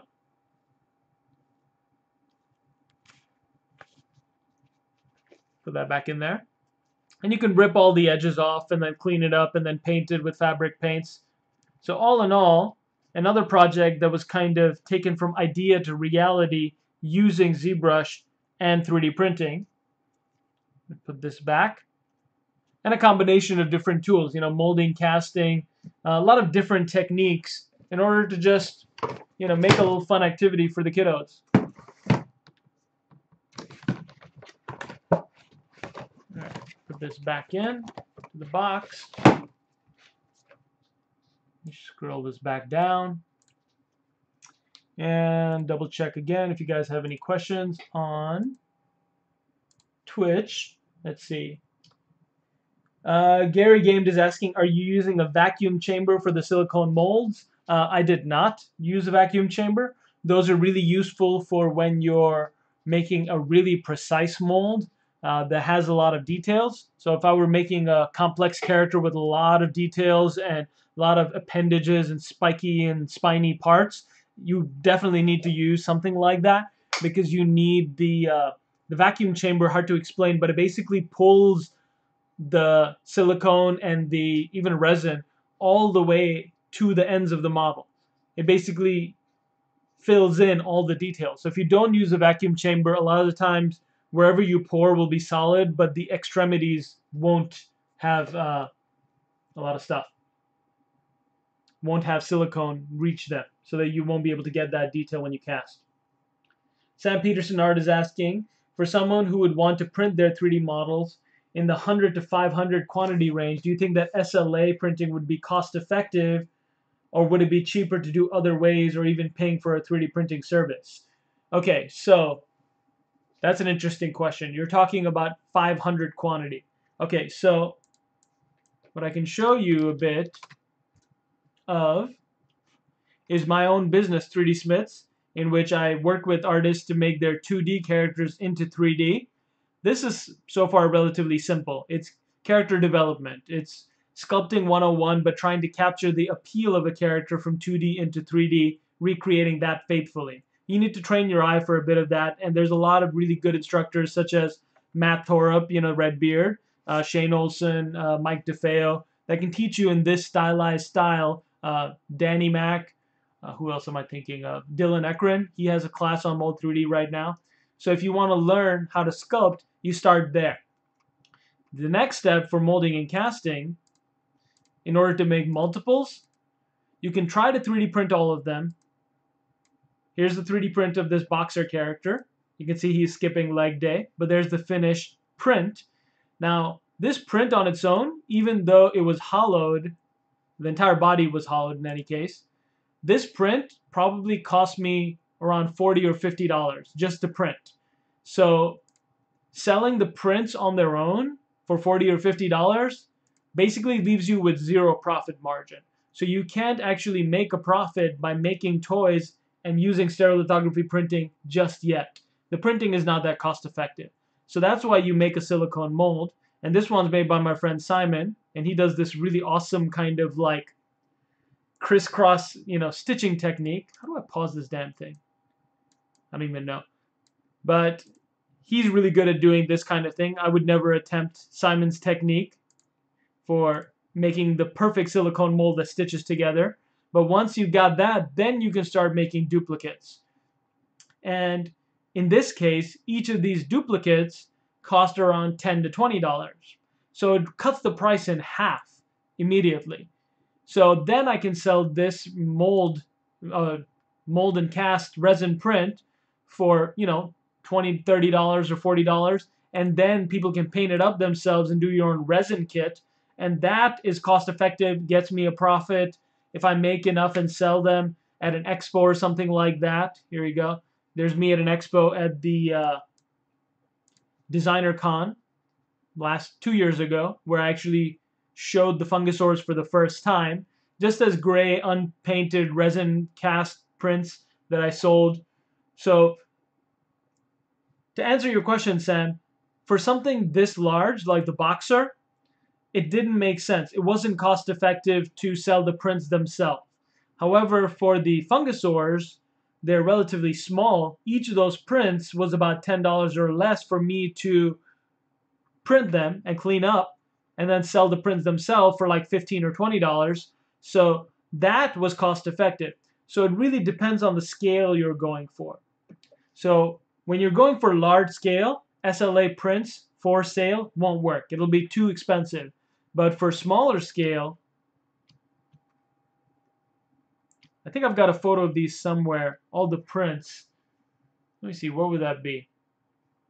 Likely on the Fungosaur's website, I think I'll have a photo of all the printing. Scroll down here. No, that's the game, that's the animation, there's the team. I thought I had a photo of the print right here somewhere. Oh, you know what? I know where to find it.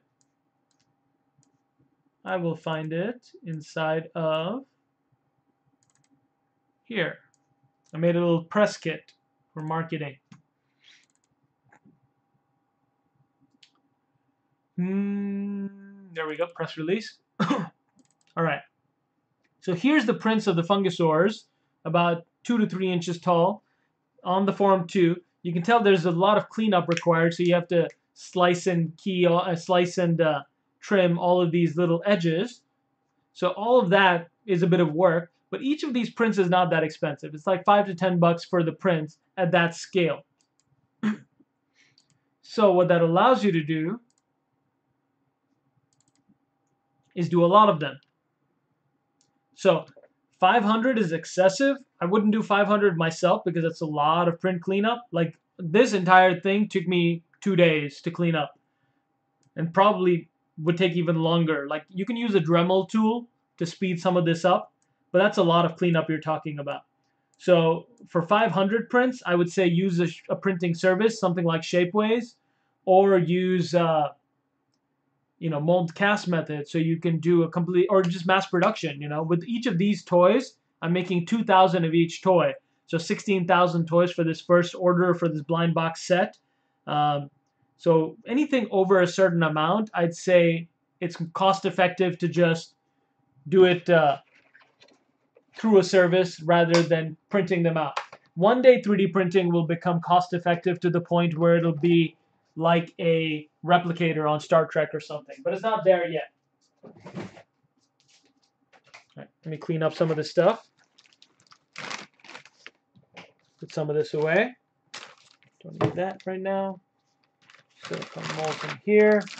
All right, let me check out other questions you guys have. Answer those along. Okay. Cool. I gotcha. No, of course, man. I mean, that's like the least I can do is, share the tips and the tricks that I've learned through hours and days of failure and figuring it out so that you guys can benefit from my failures and projects. It's hard to make time to do these kinds of projects, honestly. It's hard to make time to do personal projects, build an IP, do your own thing, when you have to work professionally.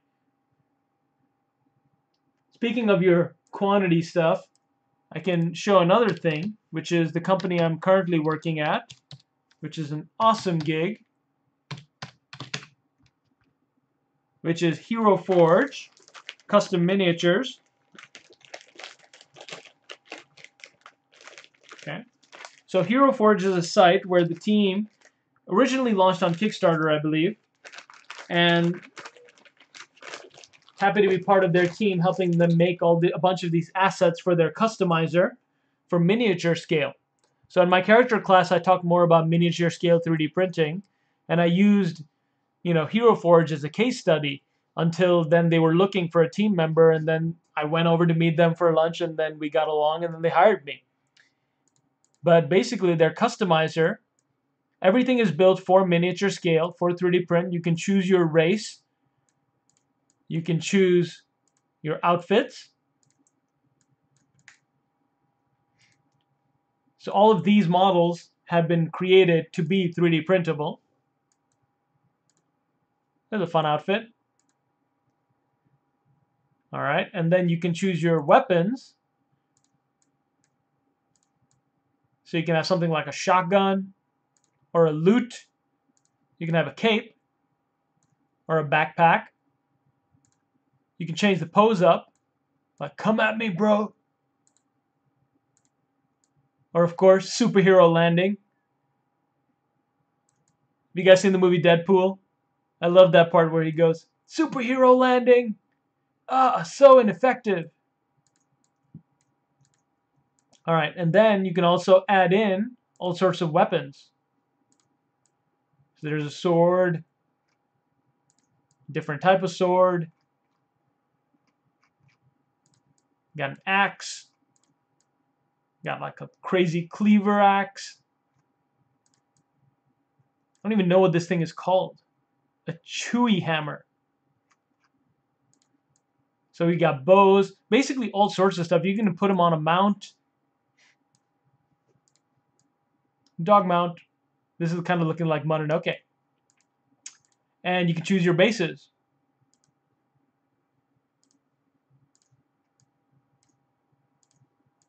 So really depending on what you're going for.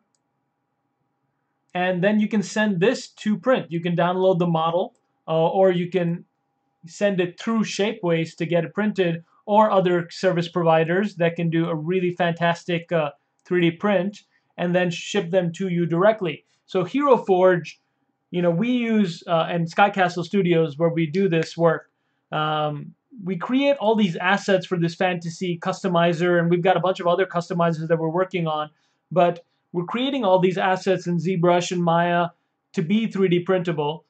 We plug them in, top-notch programmers. They set up this entire interface, and they use existing API, services like Shapeways, or what am I thinking of? What's the one based in Belgium?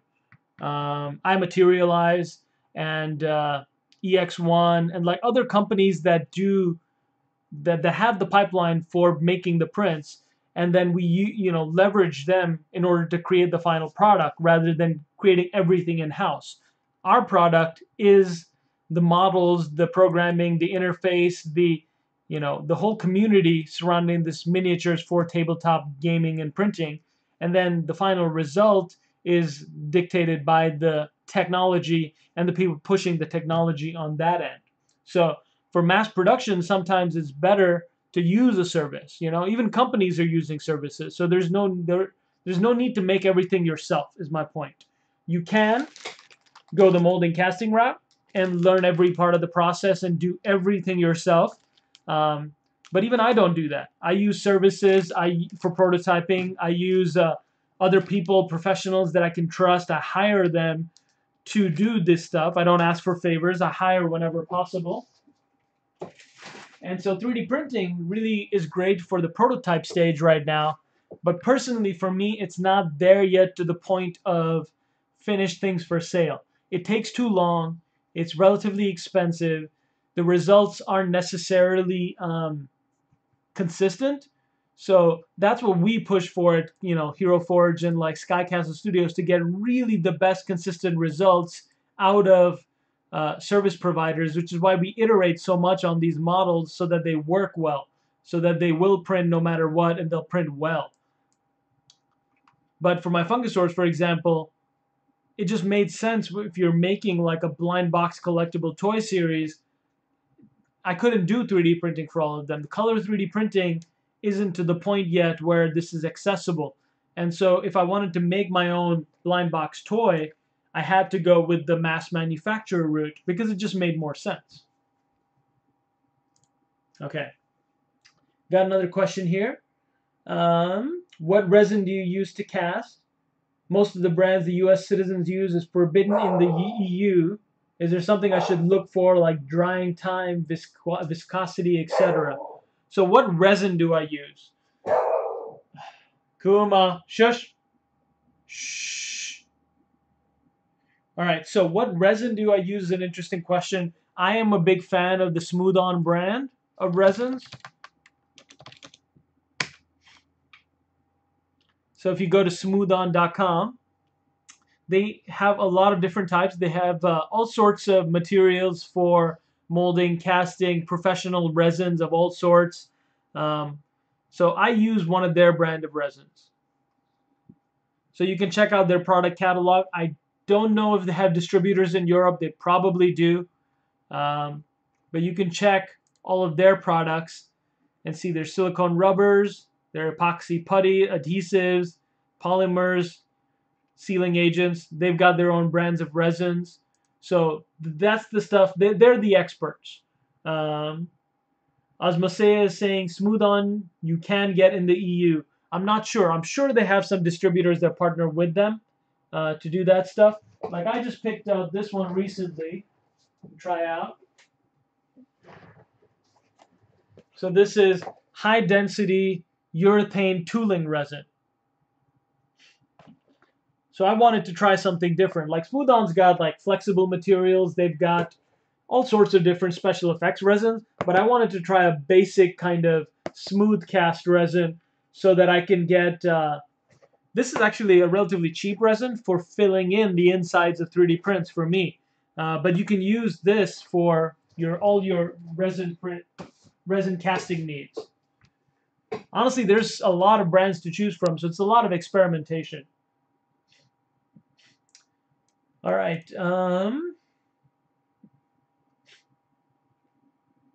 Yeah, definitely look up and figure out the one you're going for. It's really a process of experimentation. I can't recommend one in particular because I've been trying different resins myself. Move on to a different question. How do you find selling at those expos? Worth it with the right product, or are you banging your head against a wall? More a line of toys more like Fungosaurus. Okay, so the question here is, what is it like selling at these expos? So there's me at the Designer Con Expo. What was this? This was 2 years ago when I first had the idea. It's 2016, November 2016. So I came up with the idea of Fungosaurs with relatively simply. I had a mushroom hunting catalog here, or mushroom identification catalog, where it kind of goes through all the different types of mushrooms there are, and you can use it as a guide to really help you learn more about the mushrooms, learn which ones are poisonous or not, learn more about identifying them, the anatomy of a mushroom, really figuring out the gills, the cap, the stalk, the base. And this was the start, my foray into learning about mushrooms. Right now, I've got like tons of books on the subject, which are really detailed and go into all sorts of recipes and different ways to identify these mushrooms and like identify, what is edible and what isn't. And I mean, to me, mushrooms are fascinating. So having this catalog on hand, when I went camping, I believe it was to Yosemite National Park in San Francisco. Having this catalog on hand, we stopped by at an In-N-Out Burger, and they gave us some little dinosaur stickers. And I've been a fan of dinosaurs since the original Jurassic Park. Like, I must have watched that movie 100 times. So combining, dinosaurs with mushrooms, the thing I was fascinated at the time, made perfect sense. And I started sketching a lot of these ideas. And then I immediately started sculpting them, and using a 3D printer, I was able to prototype them and very quickly have the pieces that I wanted. And so I printed out a bunch of these, cleaned them up, got the prints cured and ready. If you look in closely here in this photo, I don't know if it'll zoom in or not. Here, I'll show you inside the actual press release. So I set up a basic, really simple expo table where I was selling each of the unpainted ones for 30 each. And then the painted ones were there kind of as a reference so people could see how they would want to paint their own. 8 different species. And my friend Elvin, who helped me paint this stuff for the Aquaman project, he helped me paint up the prototypes as well. So here's, you can see me cleaning up all the prints on my porch here. Need the chips, need some fuel to keep going. A lot of prints to clean up. I think I must have printed like, I don't know, 50 or so. Let's see, 1, 2, 3, 4, 5, 6, 7, 8. About 8 to 10 of each. So actually more than 50. If I'm printing 8 of each and there's 8 species, there's like 60 something. So almost 70 prints that I did. That all needed to be cleaned up with like an X-Acto knife, modeling clippers, and a Dremel tool, sanding a lot. So it's a lot of cleanup. And then Elvin helped me paint these up. That's Elvin right there on the right. And I don't know if I have a lot of his painting samples, but this one actually is pretty cool because this shows Elvin's paint job. Pretty neat.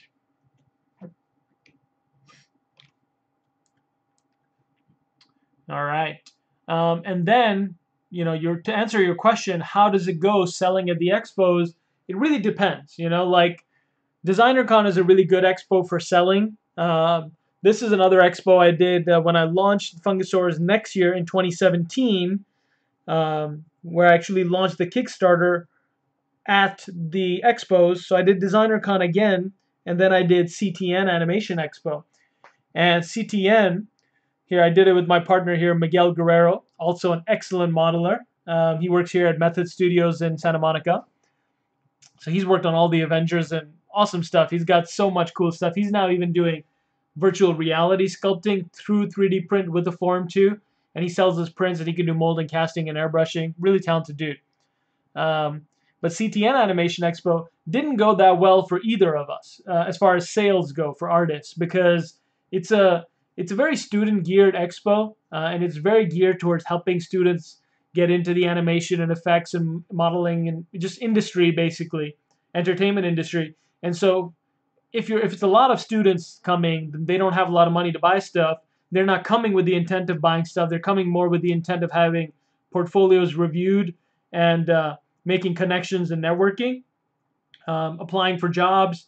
And the entrance price for CTN is kind of high. I believe it was like more than $50 just to enter. So I didn't do that well for sales at the expo there. I was able to sell a bunch of enamel pins and stickers and trading cards and all the surrounding merchandise. But it's tough. You need to find for expos the right expo for you. Like, do you want to hit a comic expo like Stan Lee's Kamikaze? Do you want to hit CTN for animation related fans? Like, CTN will do really well. The artists that do really well at CTN are the ones that sell prints. And by prints, I mean like 2D prints of a lot of fan characters, like, Disney characters or like Nickelodeon characters. And so fan art kind of stuff does really well. So it really depends. DesignerCon, in Pasadena here, this is Fanai at DesignerCon this past year in November. We did really well at DesignerCon with a lot of fans and a lot of fan base and a lot of people coming to visit us. And it's only like a $10 entry, so people still want to buy stuff and then support other artists trying to build their own thing. So it really depends on the expo, is my point. I also did an expo at, let's see if I've got that one here. No, I don't have a photo of this one. But I did an expo. You know what, I can show you the Kickstarter page. You search for Fungusaurs.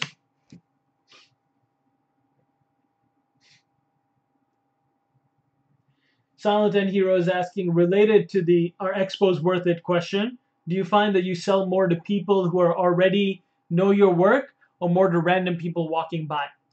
All right, so to honestly answer that question, the people that do really, really well at expos selling their stuff are the ones that already have an existing fan base. So if you already have 1,000, 2,000, 10,000, 100,000 fans on Twitter, Instagram, Facebook and stuff, those are the people that really sell a ton of stuff. They can actually make a killing at expos because people come to see them. They've got a huge fan base. A lot of those artists are just constantly busy with, like, for 8 hours they're talking to people and have a line of people selling their stuff. So if you have an existing fan base, that helps a lot. That said, expos are a great place for visibility. So when you're launching a new product, when a lot of people walking by, people that are interested in what you're putting out, and if you're putting out a quality product, will stop. They will interact with you. They will hang out. And if nothing else, you've got a fan. So they'll follow you, and then you've built your fan base. So it's a great way to grow your fan base and organically reach a lot more people. So to answer your question, for me, the sales, because since a lot of people didn't know Fungusaurs, my product, or me at the few expos that I've launched, there was a lot of random people walking by. But slowly but surely, you kind of gain a following. All right, so let me see. I did an update here. Where you go? There we are. And this was the funniest expo that I presented at. I went to a mushroom fair. So the Fungusaurs at the MSSF, that's the Mycological Society of San Francisco's Fungus Fair.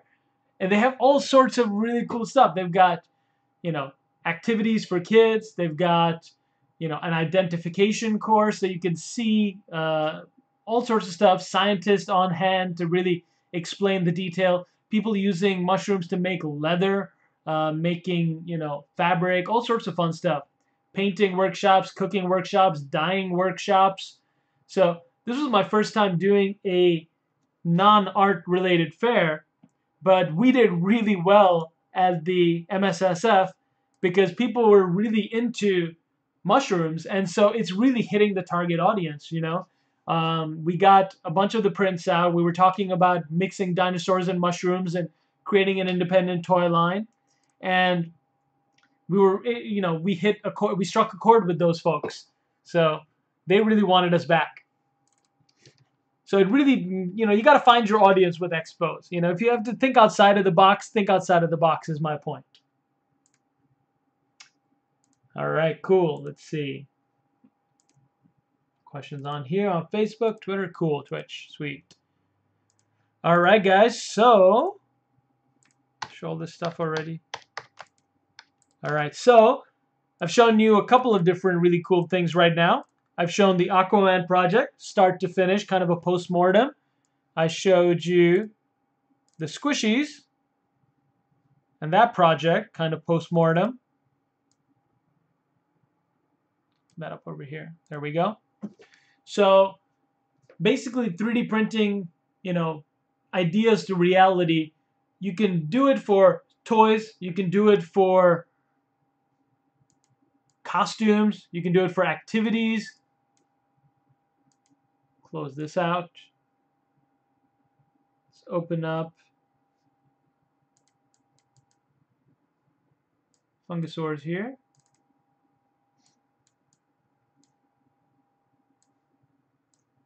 And so basically I'm kind of, what I'm trying to say with this whole, streaming thing is that, you guys can do anything you want. You can make anything you want. And 3D printing is a great tool to help you make those things a reality.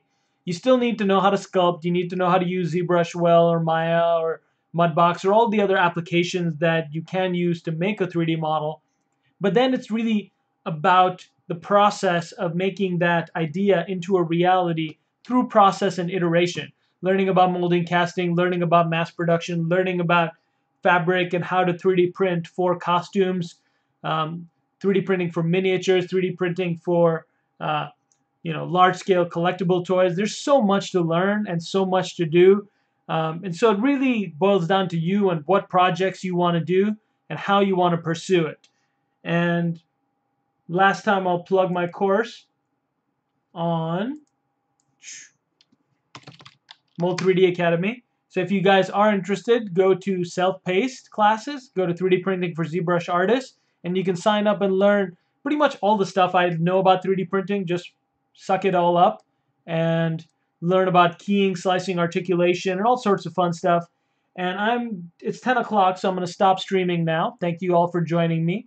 And I'll be taking a hiatus for a couple of weeks as I go and figure out my Fungosaurs and the actual production, mass production stuff, quality control. And then I'll be back and we'll continue the streaming bits. So, thanks again for joining.